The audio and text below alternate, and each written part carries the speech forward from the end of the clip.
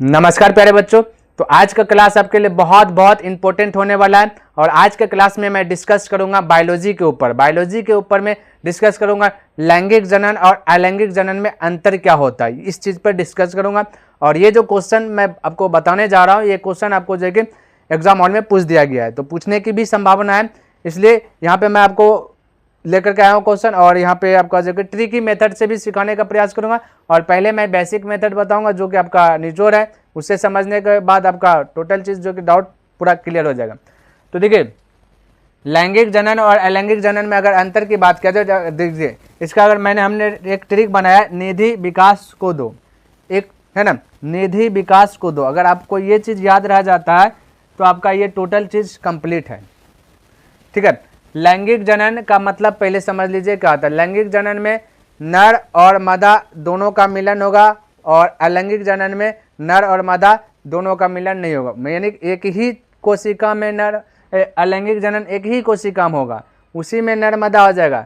लेकिन लैंगिक जनन में नर एक अलग होगा और मादा एक अलग होगा। जैसे मनुष्य देख लीजिएगा, तब जाके ये लैंगिक जनन क्रिया होगा, यानी कि बच्चे को जन्म तभी देगा जब नर और मादा मिलेगा, तो लैंगिक जनन की क्रिया में ये चीज़ हो जाएगा।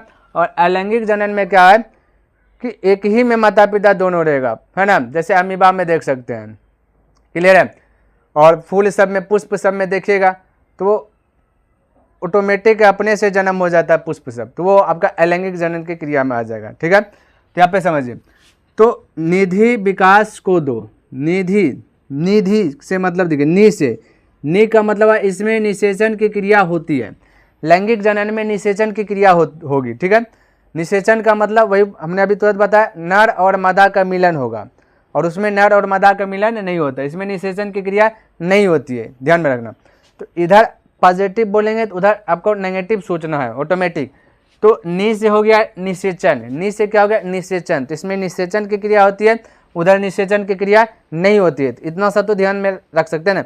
अब देखिए धी से होता है धीमी, तो इसमें जो जनन की क्रिया होती है ये धीमी होती है, यानी कि कोई बच्चे को जन्म देने की जो क्रिया होगी ये धीमी होगी। आप सब देखे होंगे, जैसे मनुष्य जब एक माँ अपने बच्चे को जन्म देती है तो 9 महीना का समय लगाता है ना, कितना महीना, 9 महीना।